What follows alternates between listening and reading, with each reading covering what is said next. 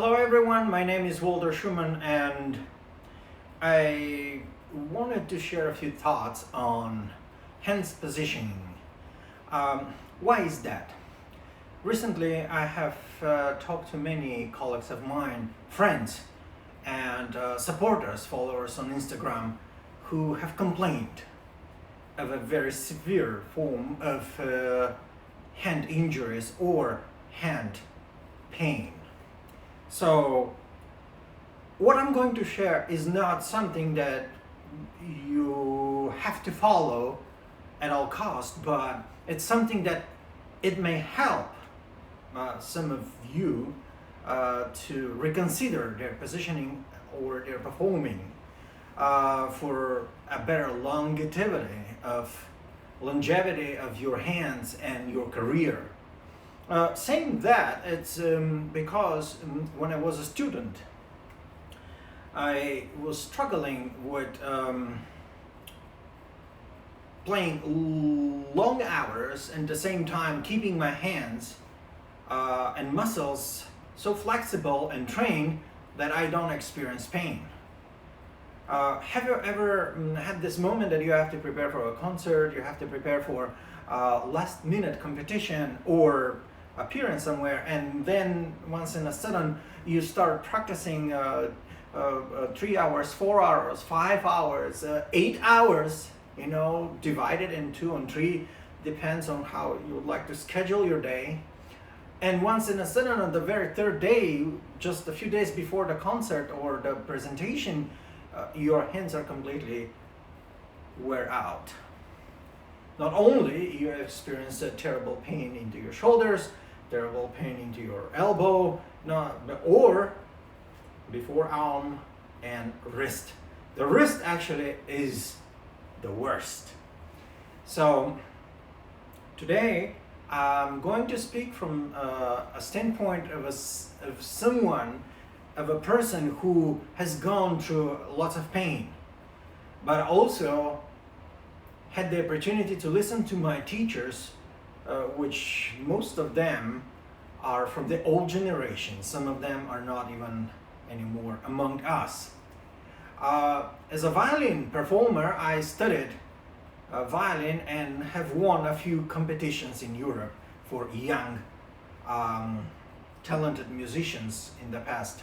I mean, not that much in the past. It's been around 20 years when I was a child.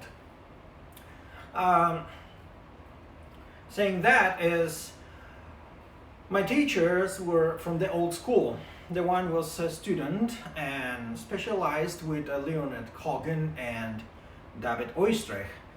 I had a teacher who was student to George Enesco and Serge Blanc in Paris, France. And I had another teacher whose teacher was Bloch.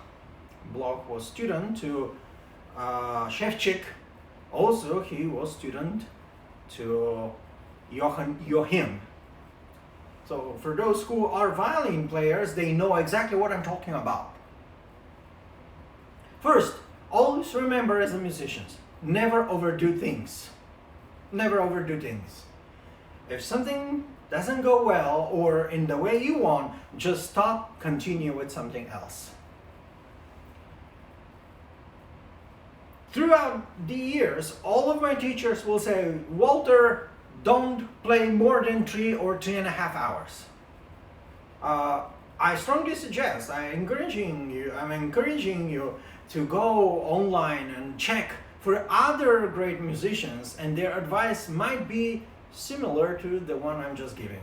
Me, myself, is practicing between 2.5 and 3.5 hours daily, no more.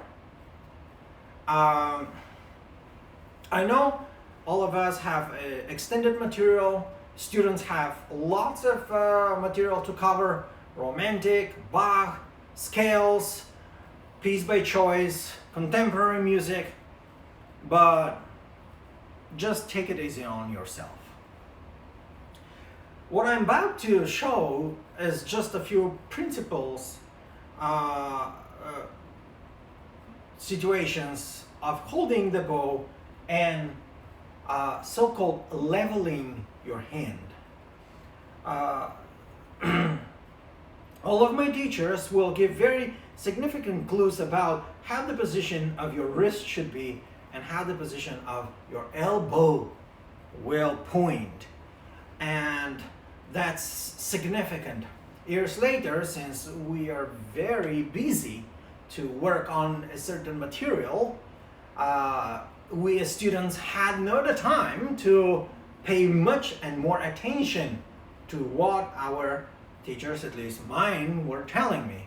So I ended up overwork my hands, and I started having a terrible pain here and terrible pain right here. Once in a sudden I find out myself, my hand starts swelling. So swelling, it's not a good sign. You should stop immediately what you do and give it at least 3 to 5 days rest. For a musician professional, as we all are, 3 to 5 days of rest is crucial. You practically can ruin a whole concert, practically can ruin your attempt to have exposure to a competition, being acknowledged or seen by talent hunter, or whatever they call them, agency, manager. However, in a few words, to keep yourself from the trouble to lose one day, now it's the time to learn how to manage your rehearsals and bow and hand technique. Here, first of all, the bow should be held, depends on what the system you are. Here is not to change your way of playing or positioning. It's more to give a hint, a clue, and a little hints and tips on what you can do to prevent the stress over your hand. So I strongly suggest, when you feel like stressful into your wrist, trying to concentrate on the natural pressure of the bow that is contained into your middle part of your palm. That will release the pressure. You see, that's why we do this exercise. This exercise gives us what? Like spring, you know. Oh, what I do, I go with my pressure down. This way I release the wrist. The pressure from the wrist goes here. And if I don't do it, what is happening? It's happening that my arm becomes stiff. Eventually you're gonna get pain, obviously. But what I'm trying most to say is the left hand. Here, very important is to readjust. If you guys using shoulder rest, make sure the shoulder rest is not too high. So some people I've seen on the videos, or even my colleagues, their shoulder rest is so low here, and the violin is literally like this, setting up here. That is very wrong. The violin should never be that high. It's the opposite. Your neck should be completely free. I tried. They tried me with shoulder rest, but they never work out for me. So I kept on playing this way. So my suggestion is that your violin neither should be too much on the side. Like there are violinists, you see the body of the violin, goes all the way alongside with their shoulders, like this.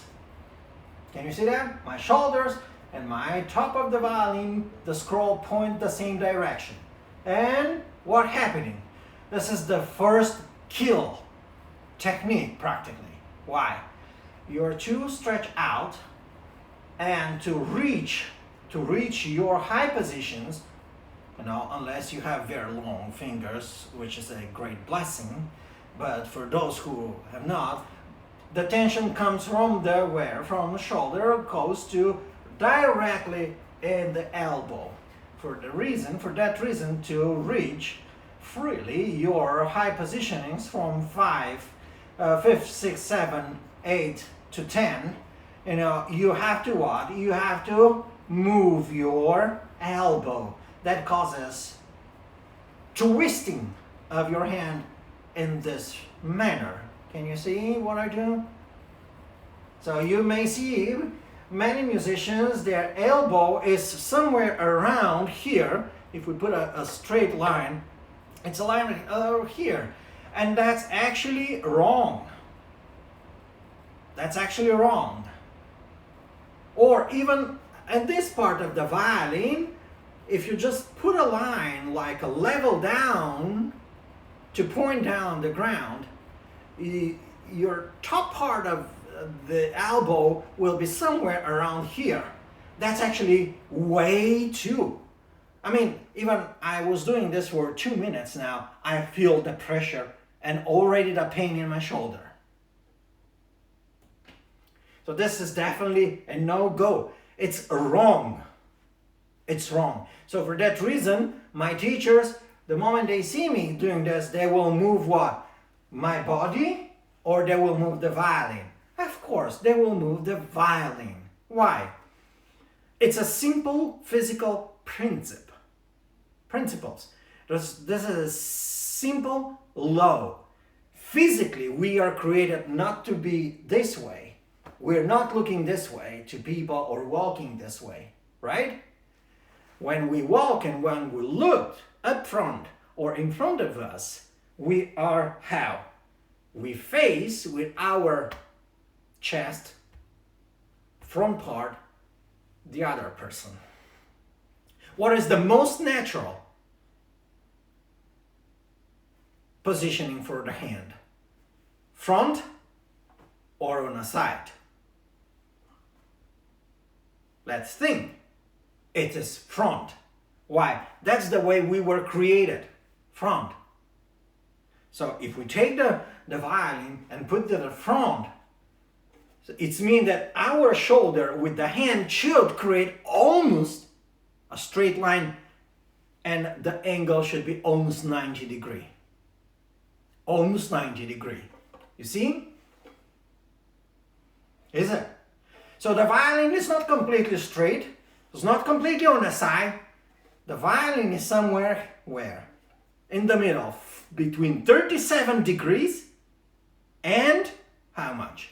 45, and if we go a little lower, it's gonna come the other opposite, like 30 degrees. So this is where the hand, so take your instrument and make sure, put the instrument in the position to where you don't feel absolutely no pressure or twisting or need to stretch to achieve or to handle the violin. So you see, it's a simple principle, just a simple. Why? Taken out of, and then many times my teachers will say, Walter, violin playing is a natural process. Why do you make it so unnatural? Well, I thought over, I made it natural. Did I succeed? Yes. Otherwise, I would have lost my whole career and possibility to play years ago. At the time I was a teenager and needed to go to the university as a performer. So for that reason, strongly suggest, keep the violin. So the other part is where your elbow point, where is facing. Many times you will see very nice, sophisticated, good for a photo session and photo shooting, pictures, like violin is coming here, and you say, oh my God, how is he playing this high, right? And it's not a bad thing, Sometimes we want to make shorter distance. When you pull your violin a little bit up, the distance becomes shorter. You achieve, as lower your violin, the distance become more, strenuous. So we put this, you see, right? For that reason, we do some tricks to what? To make it easy on the hands, right? So, here, never forget, that's like a mirroring, you know? So, the moment, what we do, often our teachers will say, your elbow will have to point the string that you play, right? Here, okay, it's almost the same level, right? Then we have A. We don't hang our elbow, right? We don't do that. So it's the same with the hand that keeps and holds the violin. So we have, and the measure, what is the measure? What is the level? What is the thing that it's our cursor?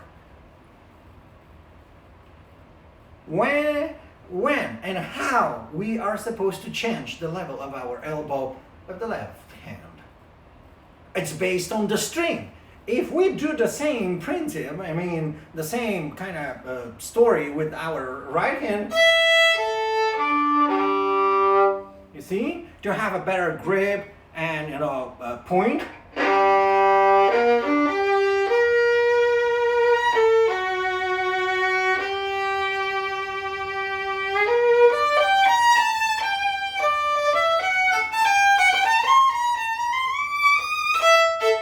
So, I just played something.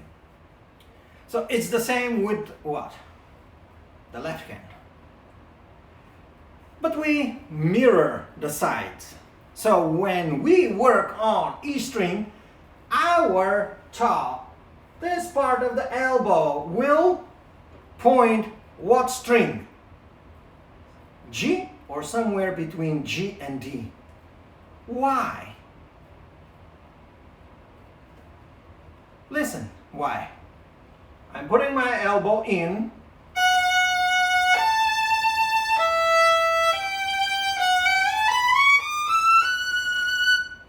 How do I play? Like a little off tune. The sound is wanting, like a weary, like not completely straight, but at the same time off tune. It's low. It's a little flat.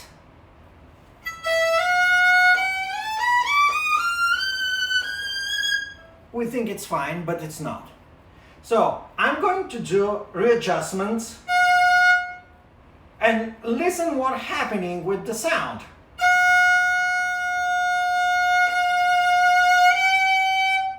The same thing.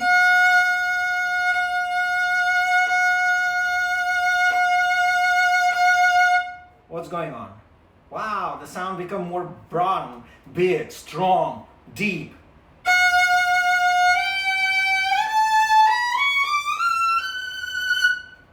It's even more in tune. So when I'm working on E string, my elbow will point somewhere here between G and D. When I go to A, my elbow move close to D.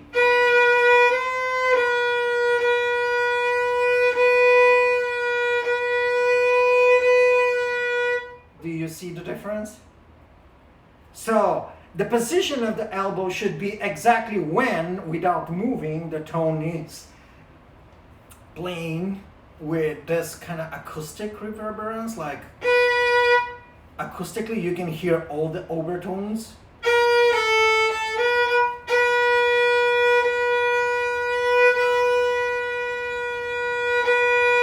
Here.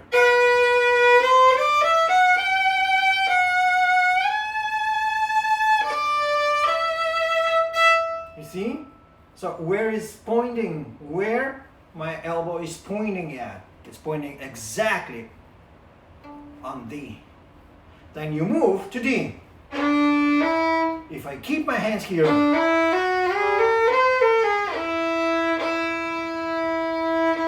you see what's happening?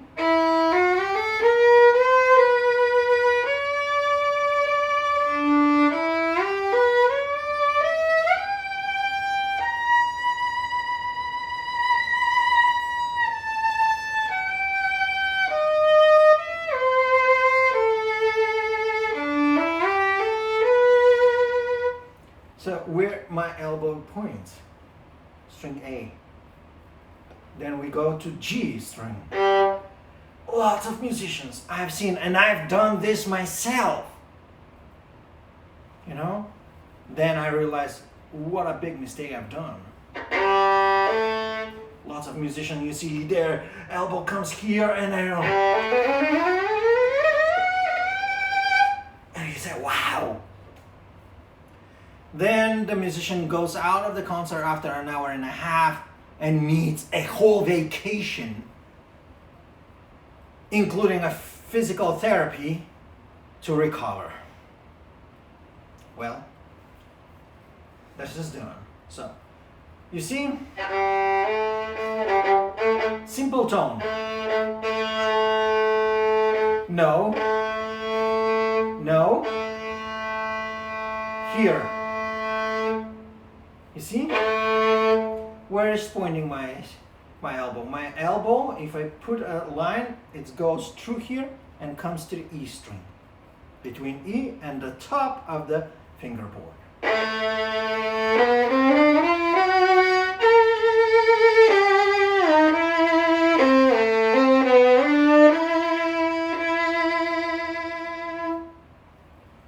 I can even hear the resonating strings, you know, from a side.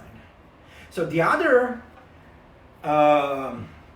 form of you protecting your hands is if you go to the higher positions, don't twist, but use your wrist. So the natural course of the hand, when you just lift up our hand is facing, it's not twisting, but it's facing ourselves, right? Okay, just a little twist. There is a little twist, of course, not complete, but it's just partially. But there is something different I want you to notice. So when you want to grab and get something to you, what do? Do you twist your hand like, okay, I'm taking this like this? You know, I'm taking an object and you take the object and do this, or you take the object and do this? So it's the most logical way is to take the object and to take it, to bring it to you like this instead of twisting this. Well, that's the second secret. Why? Keeps the hand leveled, not only in balance. So let's go with A string. What do? Do I twist? Did you see me twisting my elbow? Look. This is 8th position almost. What I did? I brought my hand up, used my wrist. Why? It's more easy for the fingers when you twist your hand. It's harder for your hand to keep the balance. Even lots of musicians, you can see, they go all the way here because they think, oh, it's nice. But they don't have the stability hand requires. So they go on the brims, you know, and trying to, on the rim part, on the trims, and trying to manipulate like a flying fingers. And that's actually, while doing that, I start having pain here on the sides and a little on this side. But actually, hand stretches better when it comes this way rather than this way. Why? Because some of the fingers, they go short. You see? When you bring your hand this way, they all come stretched equally almost. But when you want to twist your hand, only 2 of the fingers become more easy to stretch. The rest 2 or 3, depends, you know, they become short on distance. You have to execute or do more pressure to stretch your fingers. That causes another issue. The truth is that if you continue all the way up and you see what I do? I go this way. Then I will say, oh, how do you use your fourth finger? How? I release the only one thing, this, my thumb. Then my finger comes right straight. So,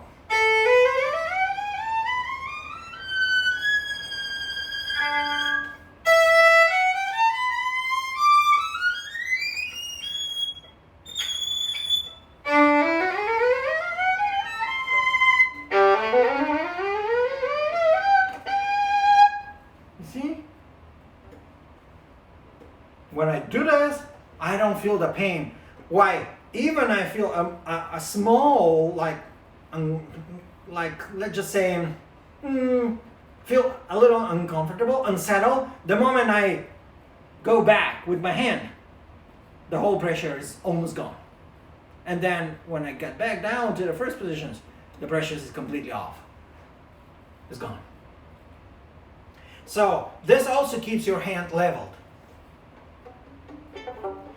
The other idea and hints that my teacher was giving, play on fifths.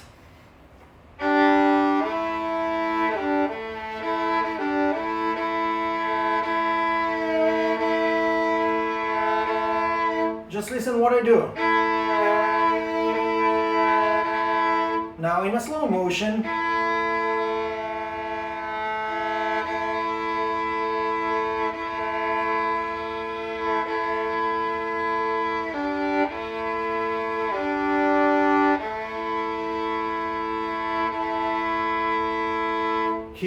Here's the correct position.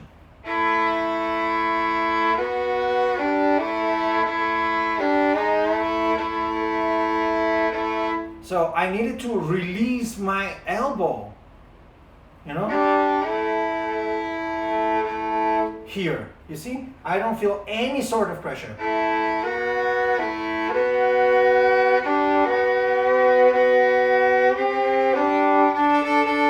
Oh.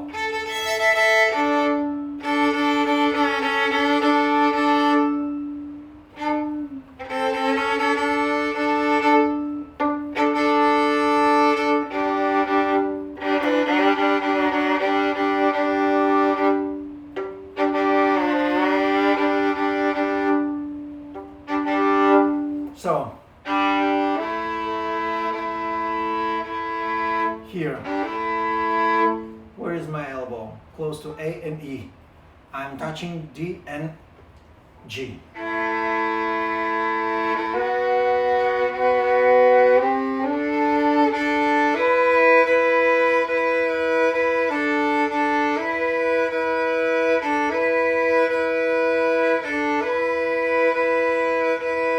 Here, you see, the moment you go to a higher positioning or a higher string, you have to move your elbow out.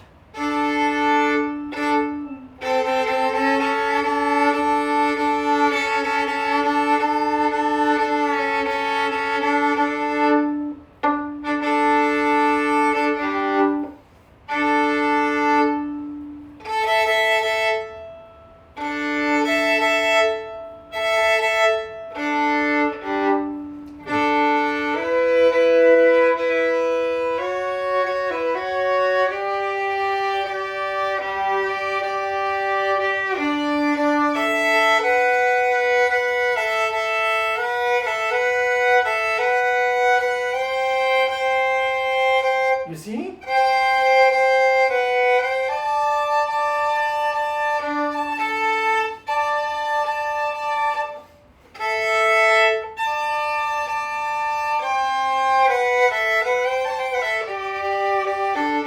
I'm sorry, I have new string set. It's going off.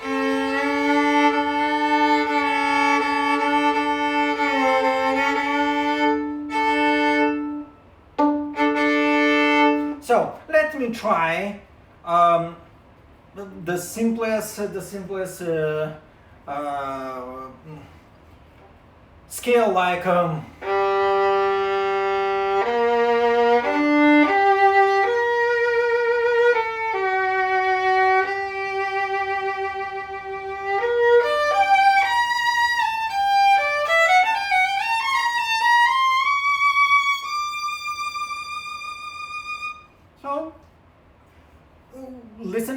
first you would say, wow, that's not bad at all, it's fine. But what? Some of the tones were out of, let's just say, balance. Now we are going to do the trick with the fifths. We'll play on fifths, and then we're gonna play it again, just singular.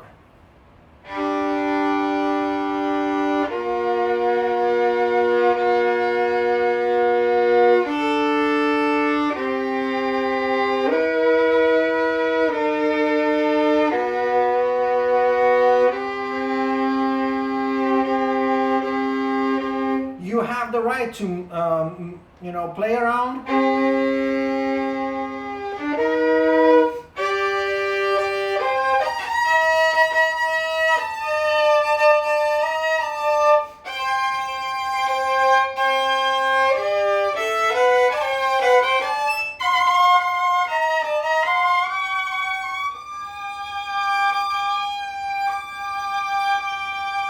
It means that you stretch your finger more than you should.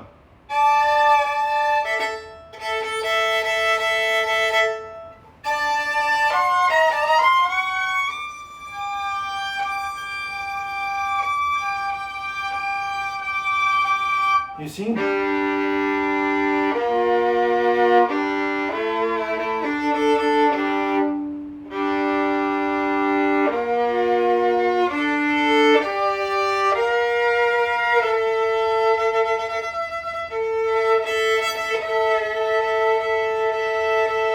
It's because I moved my what? Elbow too fast and too deep.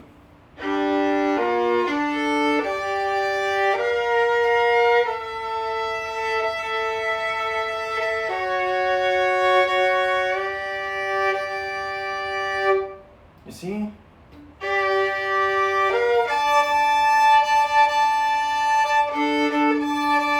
Do you see? Do you hear the 13 tones?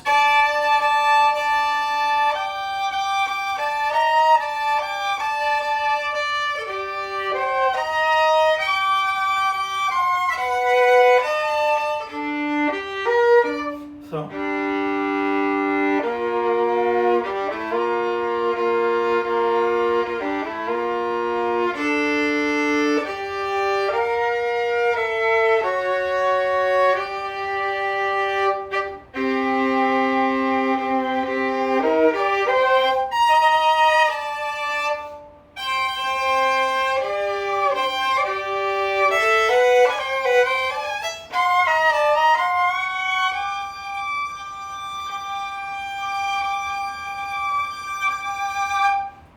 Okay, we almost fix,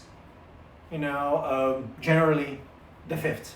Let's try it without the fifth only, since we balance this. This exercise is to balance and to create balance between your elbow, your arm, and your wrist and your fingers. So to speak, you create a better sound and more distinctive tone. So we drop out the fifth tone, and now we continue as a solo. Hear the difference.